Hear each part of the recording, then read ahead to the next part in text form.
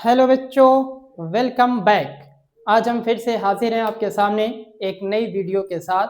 आज का हमारा टॉपिक होगा डीएनए का रेप्लिकेशन का सेमी कंजर्वेटिव मॉडल। जैसा कि आपको पता होगा कि डीएनए का जो डबल हेलिकल मॉडल था वो दिया था किसने, वाटसन एंड क्रिक नाम के दो साइंटिस्ट ने। और यहाँ पे जो है डीएनए का रेप्लिकेशन बताया जाएगा। इस टॉपिक में हम लोग एक इम्पॉर्टेंट टॉपिक है ये, डीएनए का रेप्लिकेशन। रेप्लिकेशन का मतलब क्या होता है बच्चा? डीएनए से डीएनए का बनना, यानी डीएनए की क्या हो जाना, कॉपी हो जाना।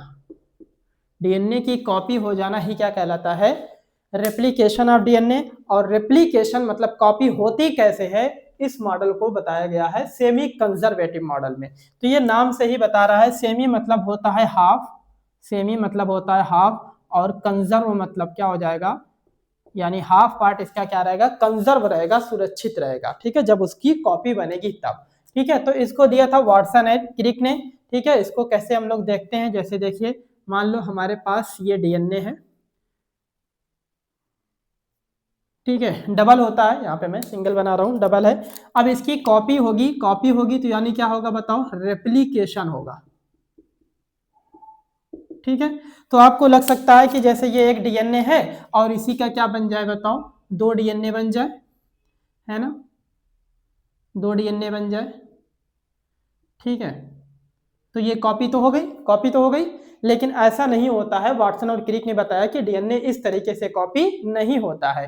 जब डीएनए कॉपी होता है यानी रेप्लिकेट होता है, तो डीएनए का हाफ पार्ट यानी दो स्ट्रैंड होते हैं, इसमें एक स्ट्रैंड क्या रहता है, कंजर्व रहता है, यानी केवल एक स्ट्रैंड क्या बनता है, नया बनता है।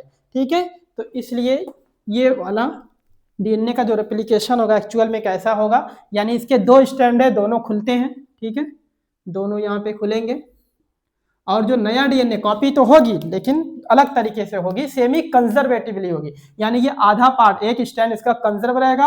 अब जो नया बनेगा हम इसको दूसरे कलर से ले लेते हैं। ठीक है, यहाँ पे ये इस तरीके से बनेगा, समझ गए? तो ये वाला स्ट्रैंड जो है ये क्या होगा बताओ, न्यूली फॉर्म स्ट्रैंड होगा, न्यूली फॉर्म स्ट्रैंड। ठीक है, और ये जो पहले से था ये वाला, ये क्या हो जाएगा आपका, पेरेंटल, पेरेंटल स्ट्रैंड। ठीक है, तो डीएनए की कॉपी कुछ इस तरीके से होती है, यानी जब एक डीएनए से दो डीएनए बनता है यानी रेप्लिकेशन होता है, तो उसका जस्ट कॉपी नहीं हो जाता, बल्कि उसका हाफ पार्ट, पेरेंटल वाले डीएनए का हाफ पार्ट क्या रहता है, कंजर्व रहता है। ठीक है, हमेशा ये कंजर्व रहेगा। अब ये आगे जाएगा तो इसी तरीके से ये हाफ पार्ट इनके कंजर्व रहेंगे, यानी दो स्टैंड होते हैं डीएनए में, एक स्टैंड हमेशा क्या रहेगा, यानी हाफ 50% पार्ट कंजर्व रहेगा, और एक ही स्टैंड क्या होगा, नया बनेगा हर डीएनए में। ठीक है, तो इस छोटी सी वीडियो में इतना ही। Thank you.